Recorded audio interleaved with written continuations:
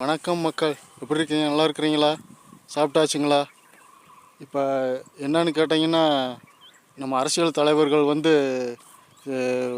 நாங்கள் ஜெயிச்சு வந்துட்டா அந்த திட்டம் செய்கிறோம் இந்த திட்டம் செய்கிறோம்னு திட்டத்தை அறிவிச்சிருந்தாங்க.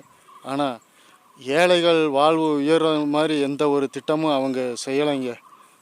ஏழைகள் கடன் இல்லாமல் அவங்க வாழ்வாதாரம் ஒரு சம்சாரி வாழ்க்கையை அவங்களும் இந்த நம்ம தமிழ்நாட்டில் வாழ்கிறது மாதிரி எந்த ஒரு திட்டம் நல்ல திட்டங்களையும் அவங்க அறிவிக்கலைங்க. ஆனால் பார்த்தீங்கன்னா, இப்போ மகளிர் தினத்தன்று நம்ம இளைய தளபதி அவர்கள் விஜய் அவர்கள் திட்டங்களை அறிவிச்சாருங்க. பரவாயில்ல, அது ஓரளவுக்கு மக்களுக்கு கொஞ்சம் உகந்ததாக இருக்குதுங்க.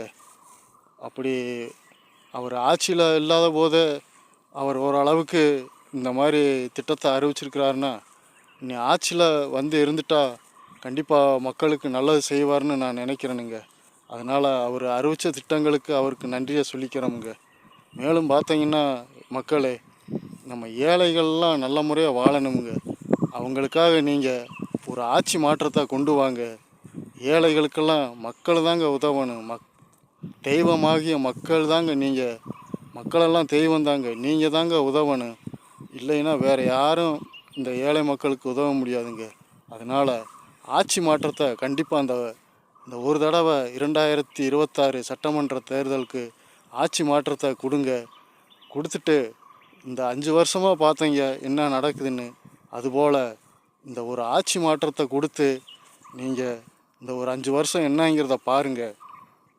அதனால் என்னன்னு கேட்டிங்கன்னா, கண்டிப்பாக நான்லாம் இன்னி விஜய் அவர்களுக்கு தாங்க ஓட்டு போடுறோம். எல்லா மக்கள், எங்கள் ஏழை மக்கள்லாம் விஜய்க்கு தாங்க ஓட்டு போட போகிறோம். கண்டிப்பாக இது நடக்குமுங்க. அவரை ஒரு தடவை ஆட்சி கொண்டு வந்து பார்ப்போமுங்க, என்ன நடக்குதுன்னு பார்ப்போம். அடுத்து என்னன்னு பார்த்தீங்கன்னா அடுத்த வீடியோவில் சந்திக்கிறேனுங்க. நன்றி, வணக்கமுங்க.